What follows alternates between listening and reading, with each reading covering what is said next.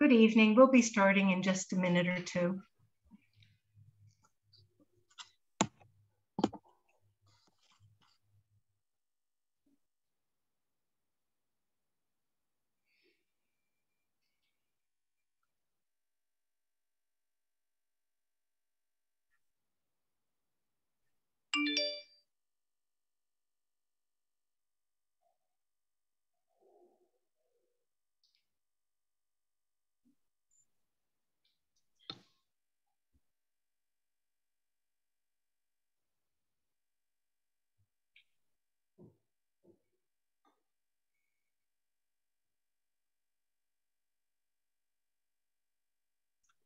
Good evening. My name is Helen Sachs-Chassett, and I'm the program chair for Next Generations. It is my pleasure to welcome you to tonight's program, From Hate to Kindness. In December, Next Generations merged with Morse Life in West Palm Beach as part of their new Holocaust Living Learning experience. This opportunity for Next Generations ensures that our signature Holocaust education programs will continue to grow and thrive for many more years. Next Generations of Holocaust Survivors was founded in 2004, primarily by children and grandchildren of Holocaust survivors. As family, we support their authentic voices and are committed to keeping their legacies and memories alive. We're committed to sharing lessons of the Holocaust with the hope of mitigating bias, stereotypes, scapegoating, and cyberbullying. Our hope is that the next generation will become upstanders rather than bystanders. Additionally, Next Generations provides financial assistance for Holocaust survivors in need and presents programs for Holocaust survivor families who've experienced transgenerational trauma. Kicking off tonight's panel is Vicki Atkins. Dale is a licensed psychologist with more than 40 years of experience as a relationship expert, focusing on families, wellness, managing stress, and living a balanced, meaningful life. Author of 7 books and many chapters, articles, and journals for popular and professional audiences, Dale is a featured speaker who lectures and leads seminars worldwide. Dale has appeared regularly on NBC's Today and CNN. Dale has a private psychology practice in New York City and has been a member of and advisor to several nonprofit boards, including Jumpstart for Young Children. She has 2 children and 6 grandchildren and lives in Connecticut. Dale is the co-author of the book, The Kindness Advantage, Cultivating Compassionate and Connected Children. Here's a copy of that book. Everyday Ideas for Raising Kids Who Care. The book presents the research behind the fundamentals of kindness. And tonight we will explore with our own Holocaust survivor and 2nd and 3rd generation panelists what they learned about kindness from their parents and grandparents. Joining Dale are our guest panelists. Saul Blau was born in Hungary and taken to Auschwitz as a young teenager. Surviving Auschwitz, Buchenwald, and several death marches, he returned to Hungary to learn of what happened to his family. In 1948, he emigrated to Israel, where he served in the Israeli Air Force, and in 1956, he moved to the United States, where he was a tool and die maker and owned his own business. Saul has 2 sons and 4 grandchildren. Our 2nd generation guest is Saul's son, Robert Blau, an executive editor at Bloomberg LP and former co-chair of the Pulitzer Prize Board. Representing the 3rd generation tonight is Julie Peresky, president and co-founder of Longevity Wellness and co-founder of 3G Miami, Descendants of Holocaust Survivors. Julie is the granddaughter of 2 Holocaust survivors. If during our chat tonight, if you have any questions for members of the panel, please post them in the chat and we will try to get to as many as possible. So Dale, start us off tonight and tell us a little bit about the research, what the research has found in how kindness is developed in young people. Thank you, Helen. And it's wonderful to be here with you and Robert and Julie and Saul. And thank you for putting this together and for having me join you. The research tells us that, quite simply, when you talk to your kids about giving to others and you provide them with opportunities to do so, they are much more likely to be happy and to have a positive influence on the world. The research shows us that kindness leads to a lot of good things like compassion and happiness and future success and better relationships, improved self-esteem in children, and very good mental and physical and emotional health. The thing about kindness, and this is what I love to talk about when we talk about the research, is that it doesn't really need to be taught anew, but rather supported and nurtured from a very early age. And it's never too early to start modeling, to start reinforcing, and to incorporating kindness into our everyday lives. Dr. Paul Bloom, who's a psychologist at what we call the Yale Baby Lab, notes that at birth, babies are endowed with compassion and empathy and the beginnings of a sense of fairness, kind of they're getting on their moral road. And the earliest signs of this in children are hints of empathy and compassion because they note the pain of others, particularly the distress in their mothers when they sense that. And you can see this rather soon after birth. It's remarkable. The research also guides us that once children are capable of coordinated movements, they will start to soothe others. They will reach out. They will try to pat, to stroke. And research with very young children shows that they respond empathically to others when they are in distress. And babies' brains are very malleable. They're more plastic than adult brains. So as we try to infuse them with kindness and opportunities to be kind and reinforce their kindness, we are really helping to set these neural pathways in a way that we can develop kindness and nurture the kindness within them. You mentioned empathy, and empathy is one of the foundations of kindness. It's the connection with another person that enables us to feel and to experience what they might be feeling and thinking.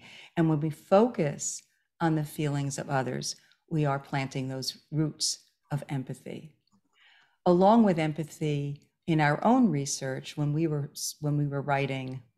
Amanda Salzauer and I were writing The Kindness Advantage, we came upon other fundamentals of kindness, and they were acceptance and commitment and connection and interest and giving and nurturing, observing, questioning, and being yourself.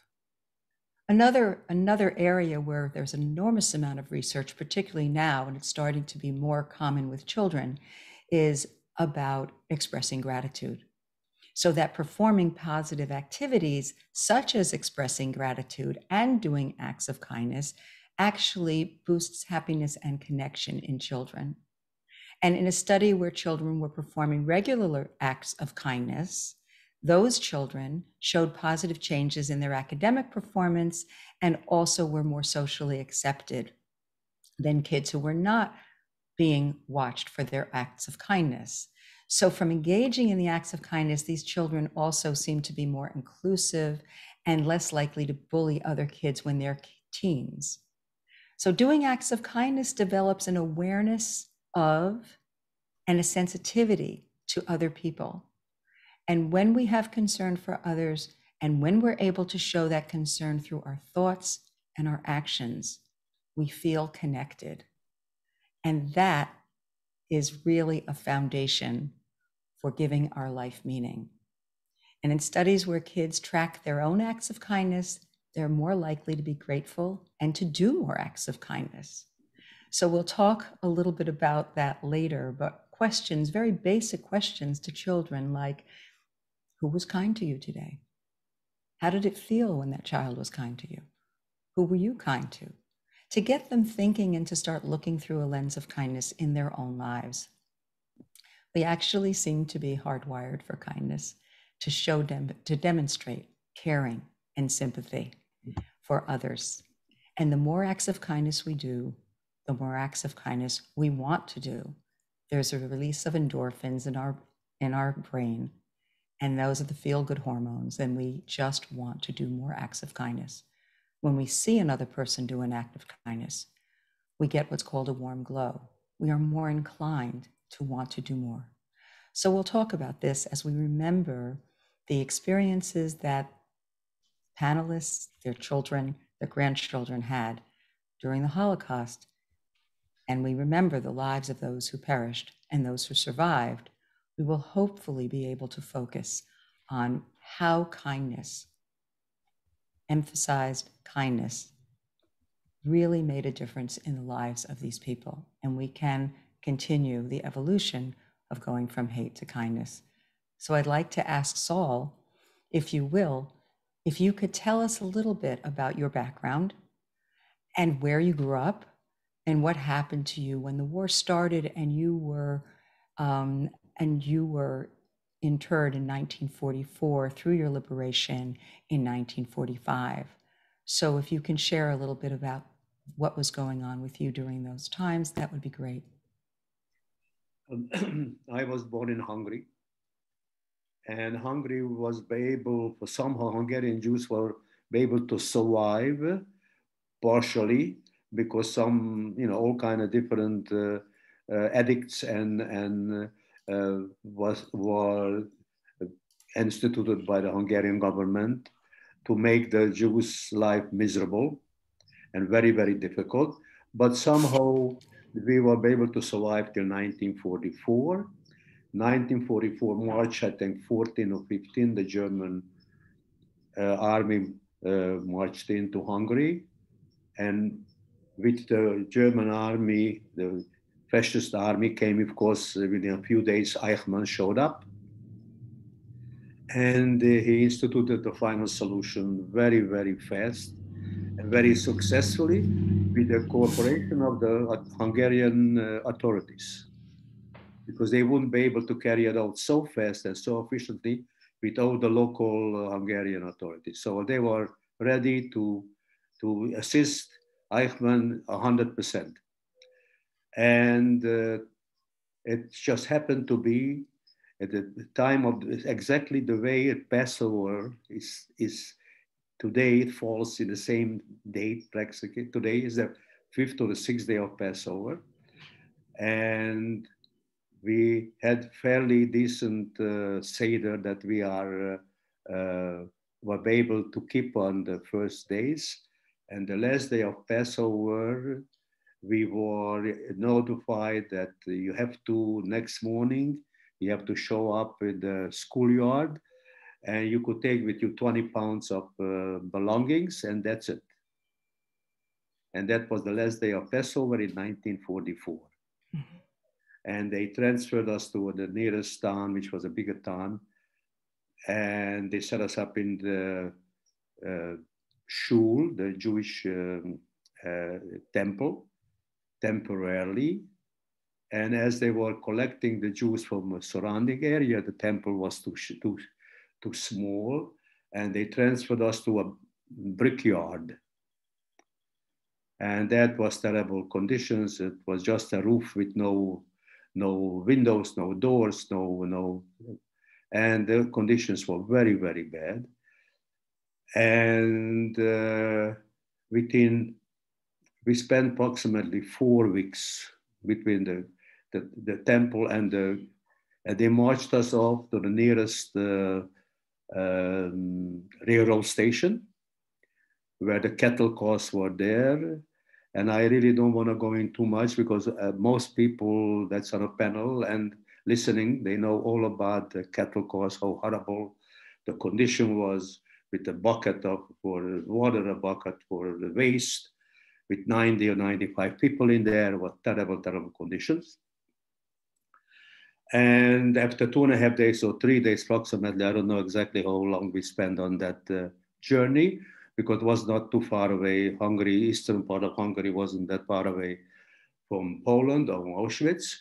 And we arrived to the train station, which was, it's called Birkenau.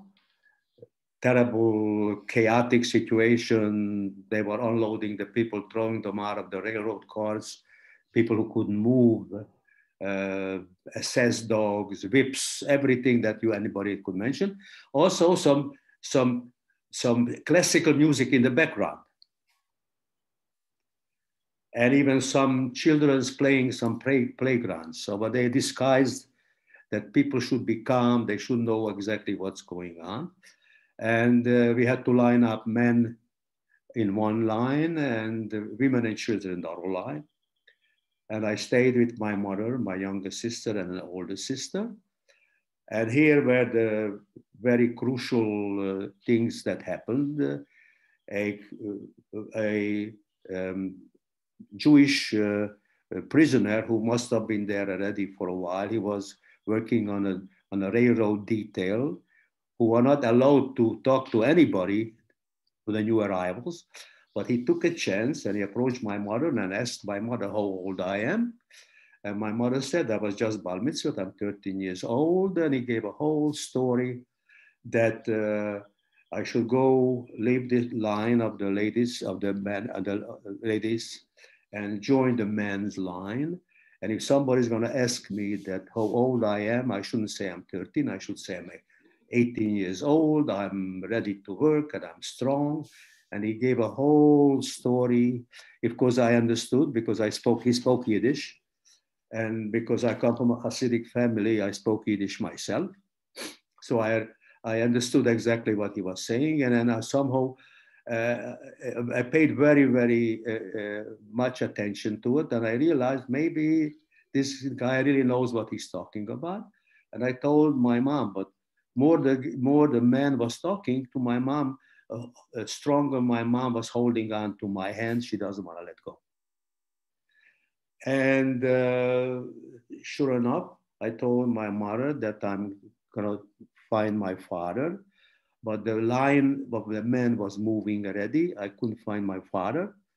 And I wind up the end of the line. And some other kids my age, 12, 13, they were probably pulled out from their mother's arm the same way that I. And when we came to the point that the selection took place, because I was afraid to say I'm 18, I said I'm 16, and they let me go. Where I was going at that point, I didn't know. We came to a central location where they took our clothes and they shared our hair and disinfection, and I was looking for my father.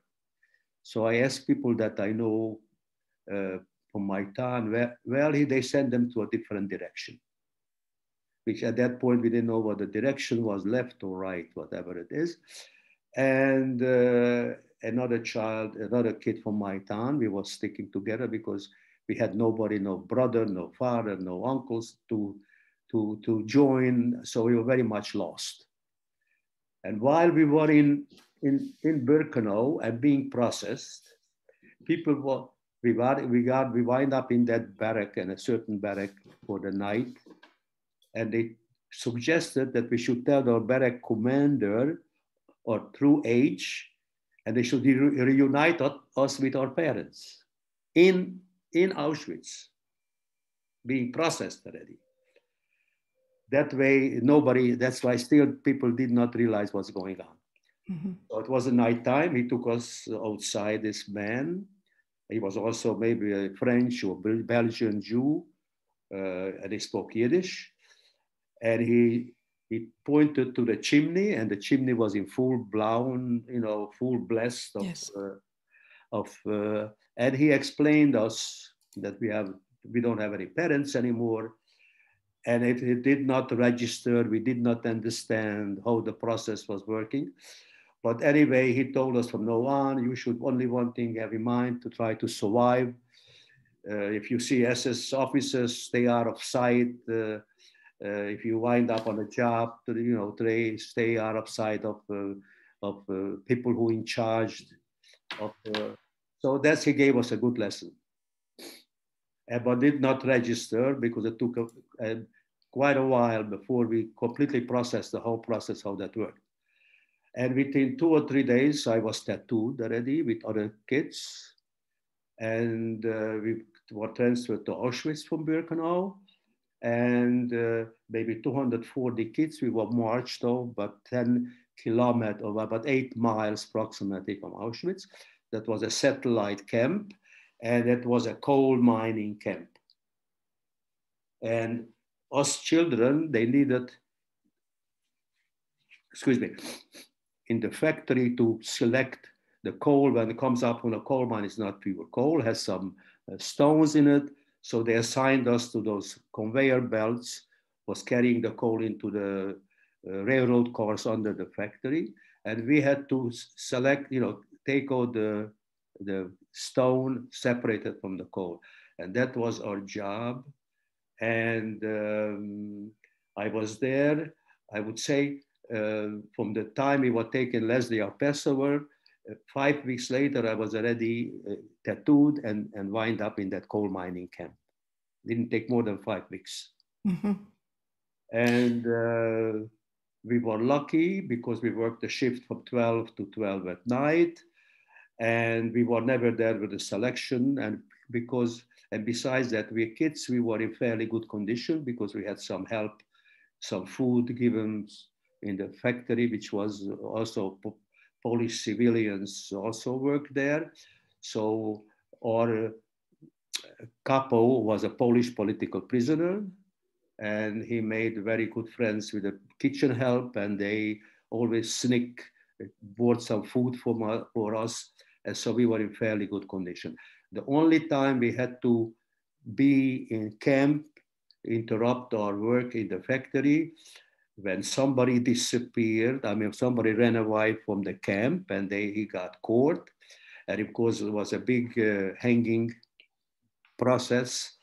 Everybody had to be there to watch the terrible situation, to show that would happen if somebody, but we had no way to run anyway. So that was that we had to. And we worked in that factory till January 17, 1945, when the Russian army started to move because they want to get to Berlin before the Americans. So they started a very fast movement forward. And the Germans still wanted to have prisoners working for them. And then when a death march started. And so thank you for that. You were about to, I think, talk about the death march. And my next question for you actually was, as you described these acts of kindness where people were, trying to help you, give you survival tips, right? And some people were getting more food, a bit more food, and you were with a group of kids, that you had a connection, you made some kind of connection. And then you transitioned and talked about, the person who tried to escape and was hanged in front of everybody. During the war years, when you were experiencing and witnessing these examples of inhumanity and cruelty, what were your thoughts at that time as you were trying to survive? I cannot exactly tell you because I was 13 years old. Right. And somehow we were conditioned because anti-Semitism was so strong, and we were bullied already in the schoolyard by kids, and we had nobody to complain to. If we went to our teacher to complain, they ignored it. They were probably happy that we were. So we were Jews, and besides that, learning the Bible and learning all the things that Jews went through in Egypt with the slavery. Mm-hmm. So as a child, there's Jews lot in the world. That's what a Jew have to be suffering or something of that sort. Yeah. So we accepted it the way things were coming our way. Mm-hmm. Of course, it's always was there. The survivor instinct was always there.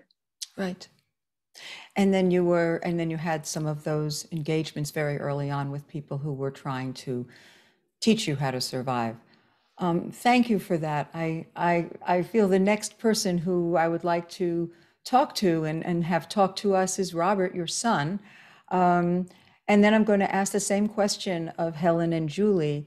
And it really is, when and how did you learn of your parents, in this case, Robert and Helen, and Julie, in your case, of your grandparents, their experiences as survivors of the Holocaust? And also, if you can share a bit with how their stories influenced you, and Robert, also your brother, as you grew up into adulthood.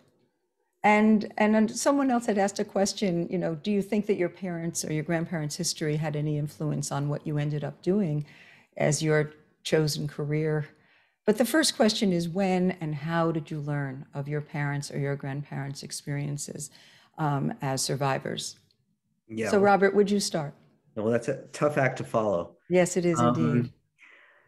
Look, I think initially it was a process of decryption. I mean, it was, first of all, we had to decrypt a foreign language, and, a lot of secrets were passed in Hungarian and maybe a little bit in Yiddish. But over time, once we began to decode this, this foreign narrative, this very alien narrative, it yielded a kind of an openness about these experiences. So the fragments of, quote, the camps and the war and these small towns that were wiped off the map, they became much more fully realized stories. And this was a family, and this of course included my grandparents, my father's in-laws, who were also survivors. And so what was constantly in the background moved to the foreground in remarkable ways. These were conspicuously good storytellers, and what started as a kind of fear of the unknown yielded a fascination with these tales of unimaginable suffering, but also survival, mixed in with, particularly in my grandfather's case, some outlandish humor, which was his own form of self-preservation, as it turned out. So that was sort of the first wave of learning about these experiences, and it became question on top of question on top of question that, in all honesty, continues to this day. I mean, in terms of no coincidence, I would say that my business is asking questions. So, and it was a environment where if you asked, you received, and which I view, frankly, as a great gift, because if this had been locked away in a vault, I think the emotional price would have been much greater, and the kind of balance that I think we achieved as a family would have been very elusive. I'll stop there. Thank you for that, because in many families, these stories were not shared, and the questions were often not able to be asked or answered. So Helen, I ask you the same question about growing up in your family with your parents and your brother. When and how did you learn their story? Right. I mean, having, coming with them as a 2-year-old from where I was born in Germany, in displaced persons camp, I was always aware of differences, and as Robert said, the language difference. I knew that there were secrets when my parents spoke in Polish. Generally, they spoke in Yiddish and later on in English. But so I knew that there were secrets. But when they would get together with other survivors, people that they had met in DP camp or people they'd known earlier, they would get together in the house, and I would sit at the bottom of the stairs and listen and piece together, learn from the camaraderie and from the questions and the stories they told each other, I would hear those Yes. stories and then use that information for asking questions. I was able to convince my father to write his memoir, and then in helping him to edit those, I became much more aware of the entire story. And there was a lot I did not know about my mother's experience, and it was difficult for me to ask her questions. She did not want to speak about it, and I think again, Robert made a point that where the stories were locked up, that was hurtful. I guess we know that now as post-traumatic stress disorder. That yes. had an impact on my mother's health. But so I guess I always knew, but it evolved and I learned more and more. And what was your chosen profession? Oh, me? I'm a teacher, an educator, a school principal, a teacher, lifelong learner and teacher. Right. So Julie, about your grandparents, how did you learn, and what stories were the ones that really influenced you as you grew into your adulthood? Yeah, thank you. I'm trying to remember actually if there was a moment, which I'm having trouble kind of pinning that down. It really feels like it was just a part of our family's past, and who my grandparents and my mother and uncle were. My grandfather, I think from a young age, had the number tattooed on his arm, and that always evoked questions from kids to ask and be inquisitive. And he was very open about sharing in appropriate ways, from a young age with us. And he was much like a hero-like figure to us, because it was so unbelievable for what he endured, and trying to even put some sense to that, growing up in a more typical life here in the US. So my grandmother, though, wasn't as comfortable sharing. It was much more difficult for her. And actually, I do remember when she was interviewed by the Shoah Foundation many years, well, not many years later, but just not, again, learning much earlier from my grandfather, and just overhearing her in that interview and learning so much there. Somehow in that setting, she was really able to open up and get more into the details of her experience. Yeah, that's not uncommon. If we talk about the kindness, sometimes people didn't want to bring the stories that were so challenging and so difficult to recall into their families, but yet to tell a stranger and have it be available for posterity is a different environment. It's a different experience. Julie, you've been telling your grandfather's story to students in classrooms for these past couple of years. Can you tell us a little bit about your grandfather and his childhood and his wartime experiences that you share with these kids? Yeah. So two of my, as I mentioned, my maternal grandparents were both survivors. My grandfather was from Vienna, Austria. My grandmother actually was from Sziget, Hungary.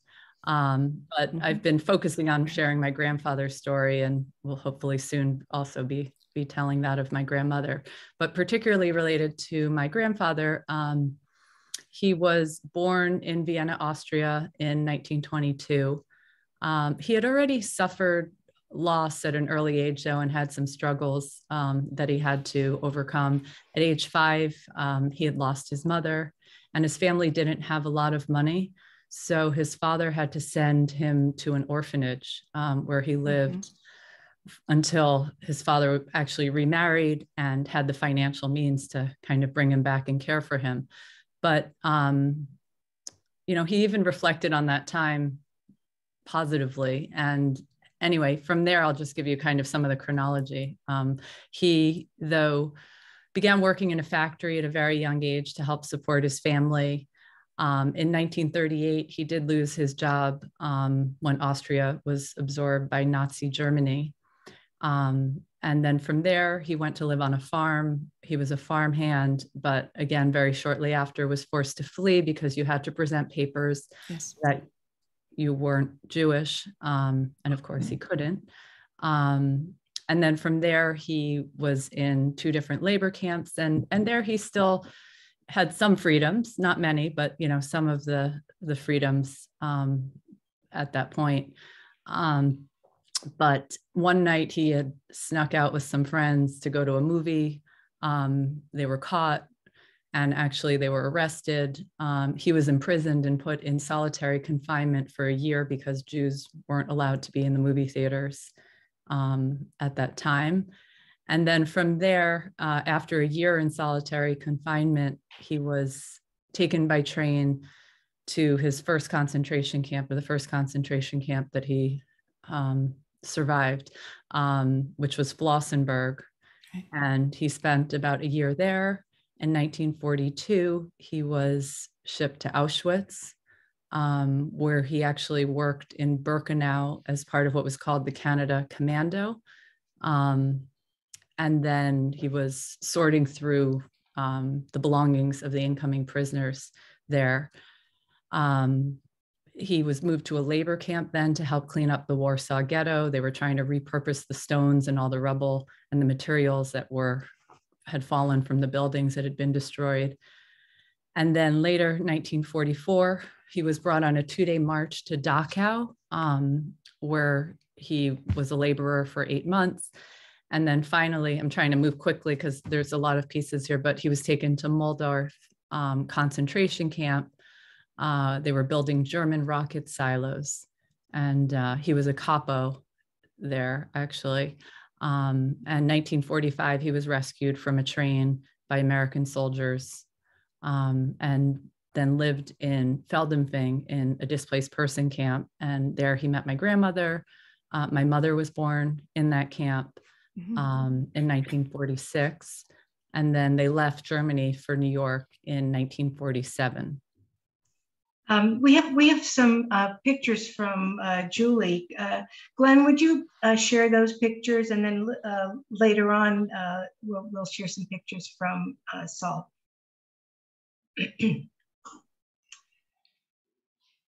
Julie, you mentioned that your father had several jobs, and what the second job was as a capo. A capo. So yeah, I love the Julie's grandfather's quote here. I didn't mention as well that they both lived here in South Florida, and my grandfather passed only 3 years ago. So he was very vocal and always shared his story. Mm-hmm. Mm-hmm.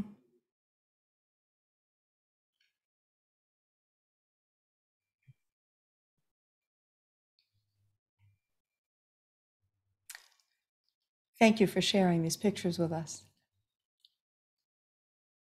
Helen, did you want me to? I can wait, or. Yeah, I know that you had mentioned some events where you had met prisoners who had been under the supervision of your grandfather, and what their reaction was when they saw him here in this country. It was actually my grandmother who always shared, and it was in the DP camp. As many of you might know, the capos were not always, they didn't treat the prisoners always so well. And I guess he was somebody who did, and he always really maintained his sense of humanity, I think, throughout these horrible experiences. But my grandmother always retold how others in the DP camp threw themselves at his feet, thanking him for saving their lives. So when you think of your grandfather, you think of him as a person who was able to stay connected to people and see their humanity at great cost to himself. I think yes, what were you saying? No, I think there were a lot of small moments throughout his experiences. Mm-hmm. And I think he intentionally sought those out of where he could still keep that connection and that sense of humanity. So as your parents and grandparents, this is again for all of you, and I think I'll go back to you, Robert, to start.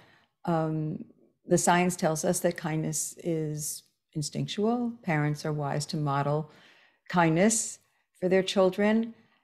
Growing up in your families, what was it that was able to, how was kindness manifested in your home?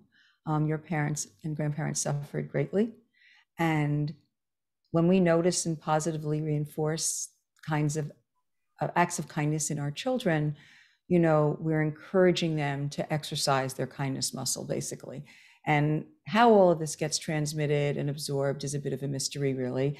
But in your case, in all of your cases, can you share a specific event or a memory that would help us understand how you learned about kindness from your parents and your grandparents? I don't know that there was anything formulaic about it, Okay. other than to say, you know, with my grandparents in particular, I mean, the sort of unconditional love, the affection you could feel from them, despite whatever baggage they had, that was really, you know, life altering, I would say, without question. And then, but beyond that, and this is very much top of mind, you know, you talk about empathy, you talk about communication. These were values that were conveyed just in a quotidian way, and it was all founded on the ability to look toward the future, not to be trapped by the trauma, the pain of the past. And that became, I don't know that it was ever communicated in those days, but it was demonstrated clearly. And I'd say that maybe most dramatically during a trip that we made with my father to Weimar, to Buchenwald, to commemorate the 50th anniversary of the liberation of the camp. And I will tell you that I didn't really know how that trip was going to go when I thought about it, but we got there, and against all odds, became a celebration of life. The ingathering of survivors with their children and grandchildren, all there essentially to flip their middle finger at the Germans, or the Nazis, for what they attempted to do and failed at. And I remember we closed the bar at the Weimar Hilton that night. But it wasn't just that. I mean, we spent, and my father could speak to this, or I'll preview it anyway. We spent a lot of time talking to young German high school and college students who were deeply interested in understanding their past, who we could not in any way, and I'll speak for my father on this point, with no enmity, no hostility, nothing but interest toward them, appreciation, and very clearly demarcating the sins of the fathers from the actions of the children. So that's what I mean by communication, by empathy, by the ability not to be trapped by the traumas of the past. And to show that resilience and that hopefulness, and you saw it in action when you were there. Yeah. Yeah. Thank you for that. Helen, do you have something? Yeah, you know, feeling my father's and mother's love and kindness, you know, as a child, that was also daily evidence. But there were also some individual lessons that I remember. I remember one time fighting over the last piece of cake with my brother. We both loved, you know, we're fressers. We loved to eat, and you know, I was probably preteen, and he was younger, and we were fighting over the last piece of cake. And my father had cut it to share, and then so we shared, and then there was another piece left to share, and I started to grab it, and I said, "That's too small to share." And my father said, "There's nothing that's too small to share." And so it wasn't just the daily, you know, love that we had, and I also saw it as I was older. My father became business partners with a German. So he, you know, had absolutely no enmity for the Germans. And also, like Robert, had an opportunity to travel with my parents to Poland and see how they interacted with the non-Jewish Poles, which was again with loving kindness and with compassion and with humanity. And so it came across in daily ways and also in little lessons. Oh, and also something I had mentioned to you, Dale, in talking earlier. My mother was a good judge of character, and yes, she let me know which of my peers she didn't want me to have as friends, and which were okay to have as friends. And as I look back, I think the kindness was one of the criteria that she was using. Yeah, I think that I would agree with that about her, having known her and your dad when we were kids. I think that these examples are, I think the thing that is so outstanding and really stands out is being able to integrate the entire experience, but not have it really determine how your parents and grandparents were moving forward, that they were going to move forward in spite of what happened. They were going to be kind, include kindness, teach kindness by the way they interacted with you and with others, and that they were going to stop that hate and move forward with compassion. And I think that that's really remarkable as you give those examples. Julie, was there anything that you cared to add in that sense of the kindness that you saw and that was part of your upbringing, and and how they expected you to be kind or still do? Yeah, I think it echoes what's already been said. It was really love and adoration. Mm-hmm. And I think my grandfather had a wonderful perspective on life. And even I think throughout his experiences in the camps and what he endured, it was really about living in the moment and not thinking about tomorrow and all of the what ifs. Mm-hmm. He always said it was 99.9% luck, but the rest was this perspective where he was able to just find those small moments and, certainly afterward, just appreciate each day. So, if I might, I'd like to offer yes, just one countervailing view here, though, which is as we focus on kindness, it's worth remembering, though, that there was a yin to the yang, which was mm-hmm. the education in Hobbesian and Darwinian human nature was also important. And growing up in this environment was a crash course in understanding what people were capable of. So I think it's worth remembering that was the other part of the curriculum. It certainly was, and it was also the next question, which really had to do with this particular generation of survivors. They lost their parents at an early age. They experienced incredible trauma, chronic and intense trauma. And after liberation, they married and they raised their children. And many of them didn't have a model for child rearing since they didn't experience being parented into adulthood.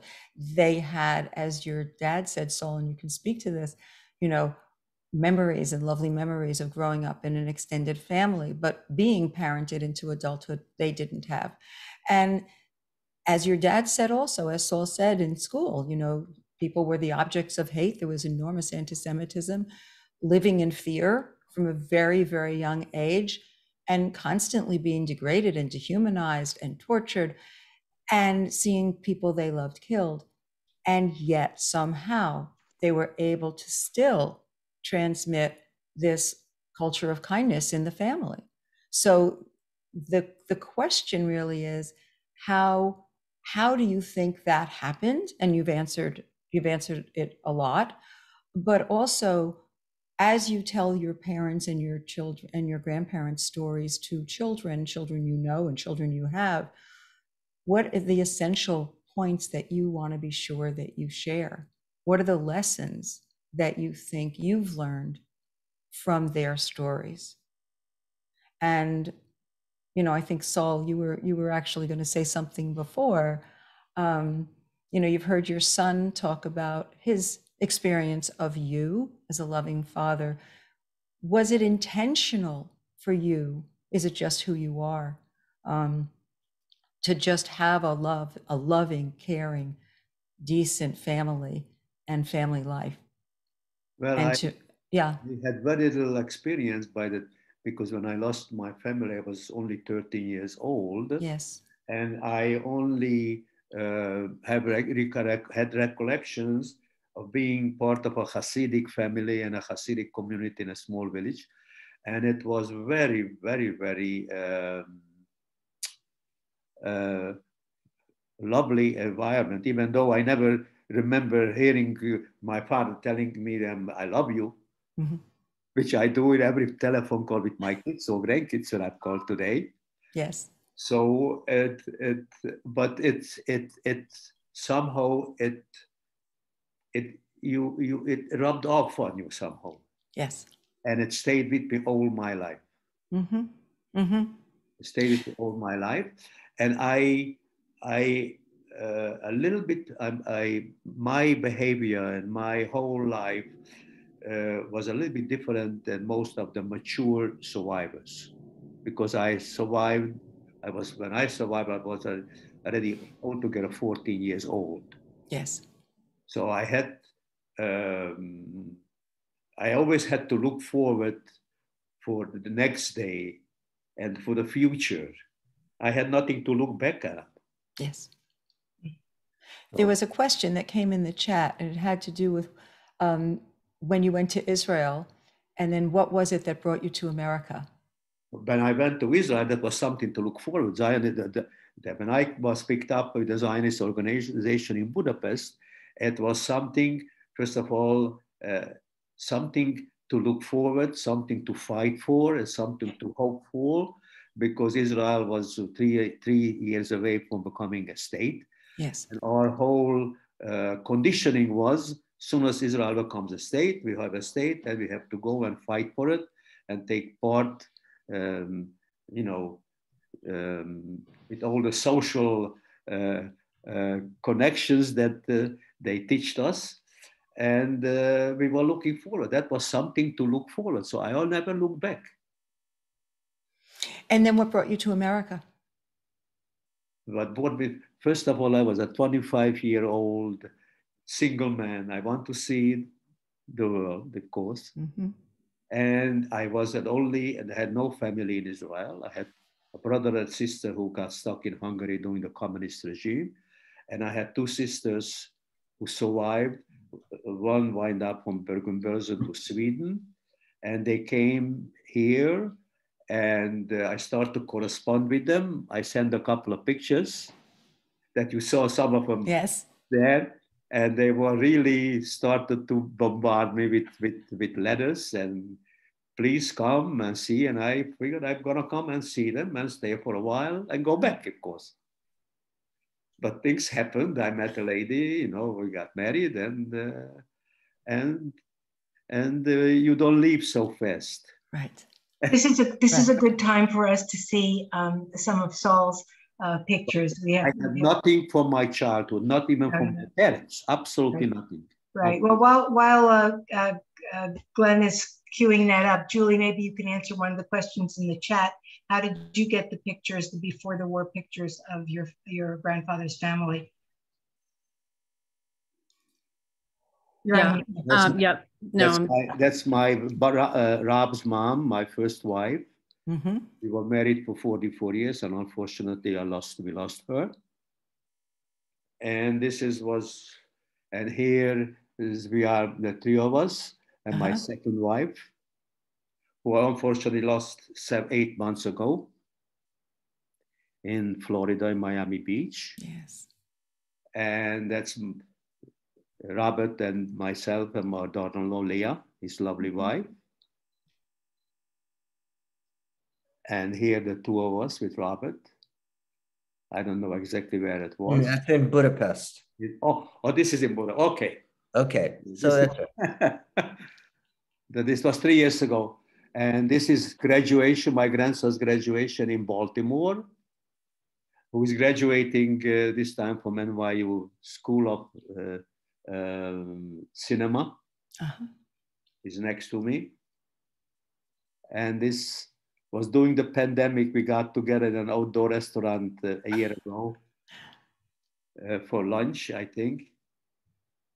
And that's my wife, my daughter-in-laws. Yeah. Thank you. So, Julie, how did you get the pictures before the war pictures? Was the question that we had. So actually, when my grandfather's father, or my great grandfather, I guess, remarried, the woman he married was not Jewish, and so she actually had converted to Judaism, and then during the war, you know, it still protected him. She converted back actually because it protected my grandfather's father and her during the war. So he was interrogated and beaten up and you know, taken by the police for nights, but he was never taken into the concentration camps. And they actually both survived. When my grandfather left Germany, you know, he went and saw them one last time and just felt like, or he went to Austria to see them and just felt like there was nothing left for him to stay for there, that he needed to move and start a new life. But anyway, that's how they had the photos. Well, thank you for sharing them. Julie, when you're talking to the students in the classrooms, what are some of the reactions that they have and some of the comments that they share with you when you're teaching them? I think for the most part, hearing the personal stories and the experiences, and just those connections of, you know, that somebody actually endured this versus learning it from a book. You know, some of them has seen survivors speak, but many haven't. Some of the students weren't familiar with this period of time, but luckily when we're speaking a lot, the teacher is already doing some instruction before we arrive. How old are the students you're addressing? 6th through 12th grade is primarily. So it's been a wonderful, we've spoken to about 2,000 students so far since we've got started with this. That's great. You know, we've been having this conversation about kindness emerging from hate and just how that happens in families and hopefully in the world. Let's see. We are all stunned by the reemergence of hatred, particularly the rise of anti-Semitism in this country and the world. And I just wanted to, before we end this evening, get each of your ideas and your thoughts about where you stand on this. Where are you with where we are with the rise of anti-Semitism, and what would you share with us, given what you know about your parents and your grandparents' histories? Any one of you can start. Robert, do you want to start?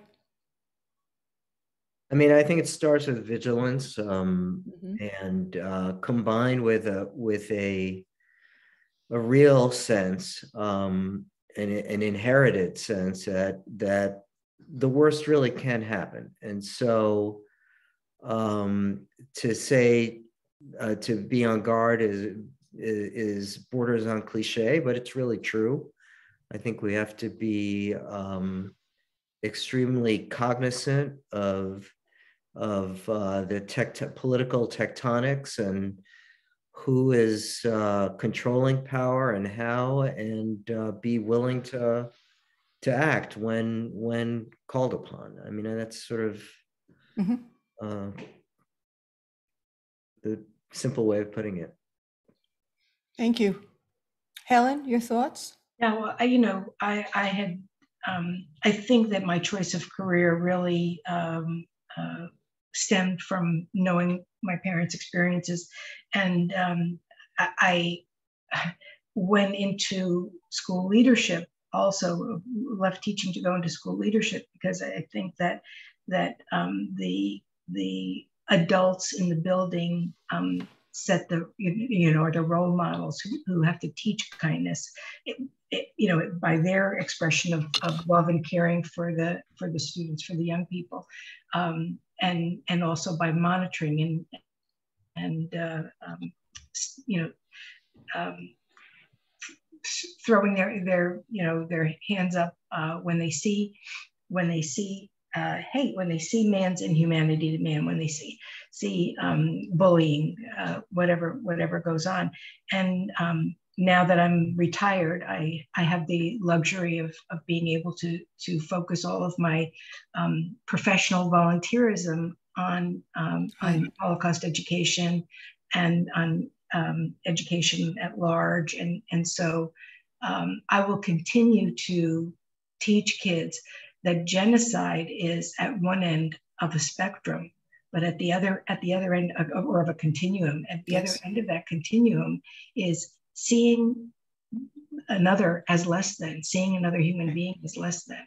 And if they can understand and give each person the love and dignity that each human being deserves, then we can make a better world. And it's our job to make a better world. And Julie, I understand that your 14-year-old daughter, Rebecca, is in this audience tonight. It would be interesting to see, she is the 4th generation, and what her thoughts are on this issue, if she would be willing to join in. She's actually in the audience, but not in this room, because she was, I apologize, I let Helen know, but she was running a little late from after school practice. But I can maybe you answer can speak to that for her, too. right? Yeah. And also yourself. Thank you. Yeah, I mean, to answer in one word too, I think concern is my feeling of the current state of affairs, and largely the work we're doing with 3G Miami was really to create a voice, to educate, create awareness, and create a dialogue amongst kids about standing up to hatred of all kinds. And with her, I have two teenage kids, one who's a little younger still, but and so they're hearing a lot of this work, coming to events with me, and they really feel like there's an opportunity and a need amongst their peers to have a voice and to change the dialogue. Yes. And misinformation, so I think she's particularly kind of examining that and thinking about what her role in continuing to share these stories with that larger goal in mind. Well, the 4th generation also has a job to do. There was a question which links it now about how we are. I don't see the question anymore. It had to do with Russia and Ukraine, right. And I can't see it. So Helen, if you see it, maybe you can. Yeah. If you have time, can we ask the question about what we are seeing, what Russia is doing to Ukraine, and does that bring back unpleasant memories by what your parents and grandparents experienced? So Saul, can you address that? That's a very unpleasant memories. Is not the question. It's horrible memories. Yes. That plays out day after day, hour by hour. That it's terrifying, and it's unbelievable for me, and for anybody that experienced World War II, being Jewish or not being Jewish, being a refugee. It's 80 years later, it plays out again in such a brutal way. It's terrifying. I have a very hard time with it. Yes. And I know our experience, the soil is soaked with Jewish blood to begin with. Yes. And but I'm very proud and I'm very happy to see that all Jewish organizations in the world, including Israel and the United States, are there to help everybody and anybody. Yes.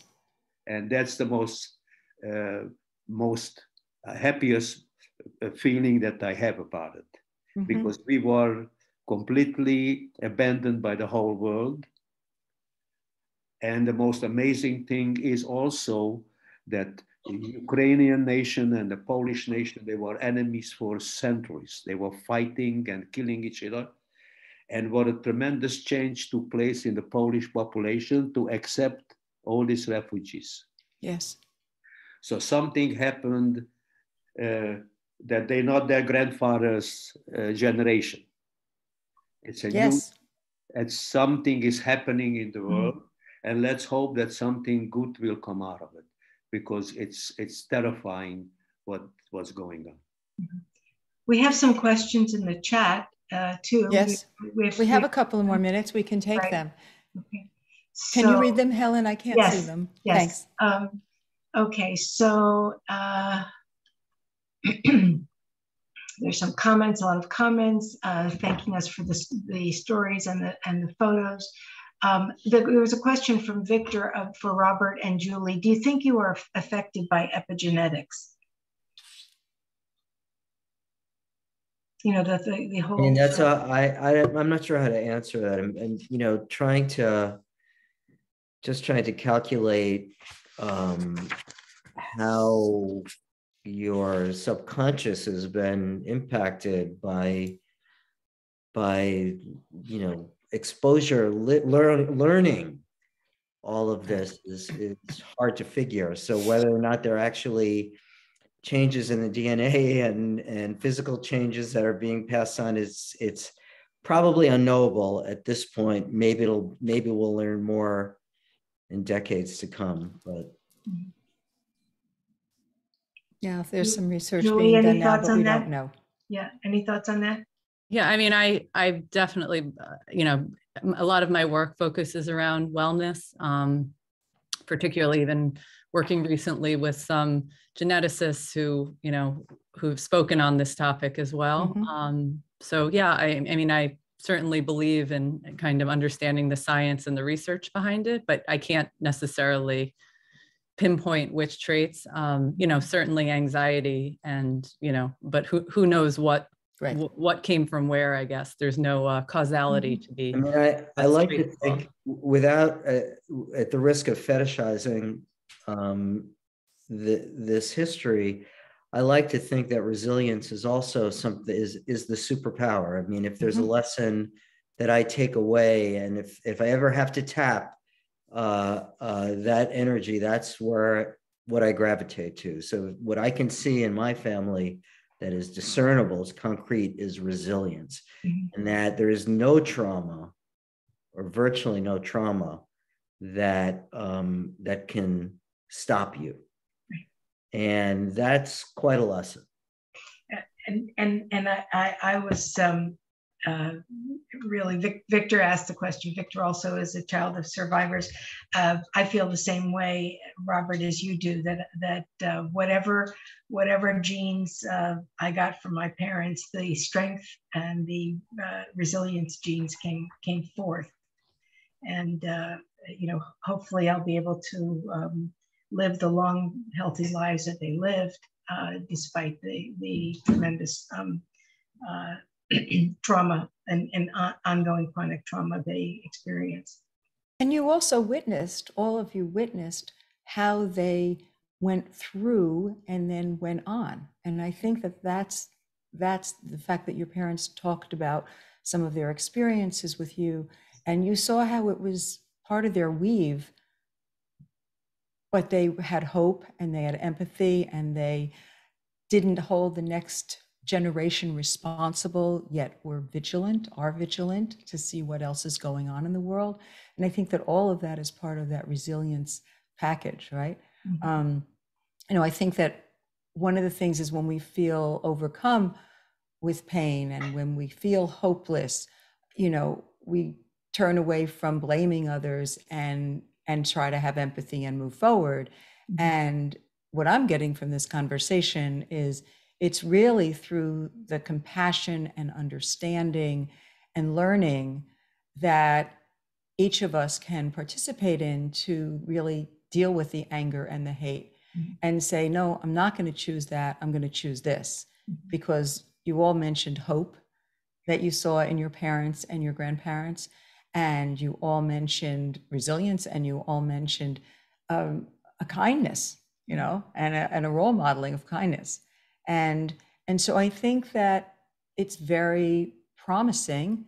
At the same time, the vigilance, and to show this next generation as they are watching the news and learning about Ukraine and Russia, you know, we're not going to make the same mistake again. Hopefully, what Saul said is so powerful, that people who have been fighting and fighting for so long are now welcoming one another. And you are saying, we're going to stop that trend. We're going to see the humanity in one another. And I think that that's a hope. Dale, there's another question in the chat. Is kindness advantage allowed in Florida schools and other libraries? What a wonderful question. What a wonderful question. Well, there is a chapter of children who are gay, so I'm not so sure it's going to be allowed in Florida. Right. So yeah, The Kindness Advantage is a book that was written by Amanda Solzauer and I. Amanda Solzauer happens to be my niece as well as my colleague. And it really came out of a desire to try and address the rise in bullying, the rise in hate, the rise in otherizing other people. And it is being used as part of curriculum in many, many, many school systems in the country. So we're really proud of that. As far as Florida and Texas, we actually have been in the schools in Florida and Texas. But that's a whole other webinar. Maybe while I make some closing comments, Dale, maybe you can post the website for the book in the chat. Oh, thank you, but I don't seem to be accessing the chat. That was my problem. But thank you. I would appreciate that. Well, it's called The Kindness Advantage. Okay. Here it is. So thank you, Alan. That's very kind. I want to thank all of our panelists, Dale, Saul, Rob, Julie, for sharing your thoughts with us this evening. We were able to present programs such as today's webinar through the generosity of our donors. If you've enjoyed our program and if you share our belief in the importance of Holocaust education and remembrance, please consider making a tax-deductible contribution through our website, www.nextgenerations.org. You'll also find information on the website about our future programs. We're currently in the process of confirming our programs for 2022, 2023. So if you check back at our website in late May, we should have our calendar up and running. Among some of the programs that we're working on are a live reading of the play Wagon, about a family's experiences being transported during the Holocaust, a virtual tour of the Auschwitz concentration camp. This is a program we did last year. We had to limit it to an audience of 50 because it was an interactive program. A tour guide from Auschwitz is the one that does this virtual tour. It's incredible. So we're looking forward to offering it again to a small group. And then we're also going to be doing a presentation on how to research family members who've lost their lives or survived concentration camps in the Holocaust. So we have many programs planned for the coming year, and we thank all of you for being here tonight. And a special thank you and hugs and kisses to Dale and Saul and Rob. I look forward to meeting you when you come to Florida. And Julie, thank you. And look forward to our next efforts together. This program was co-sponsored by 3G Miami.